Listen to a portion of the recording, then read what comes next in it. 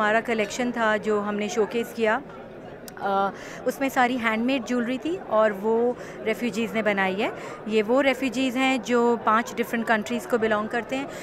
Yemen से आए हुए थे कुछ लोग, सम वर फ्रॉम अफ़गानिस्तान, सुडानीज़ और रोहिंग्याज़, और उसके अलावा आई थिंक उज़्बेकिस्तान से भी एक लड़का था। तो ये सारे वो लोग थे जिन्होंने मिल के हम लोगों की एफ़र्ट के साथ और उनकी रिगरस ट्रेनिंग के बाद उन्होंने ये कलेक्शन बनाया। और as you can see today के फ़ैशन शो में हमने उनकी सारी हैंडमेड कलेक्शन दिखाई है।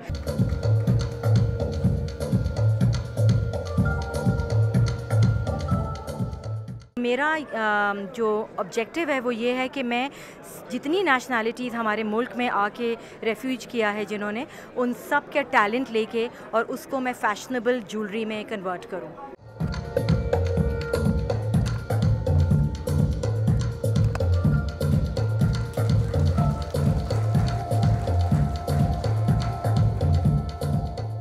ये आइडिया इस तरह आया कि मैं इस तरह की चीज़ें करती रहती हूँ। मैंने आहन के साथ इस तरह की एक्सरसाइज की थी।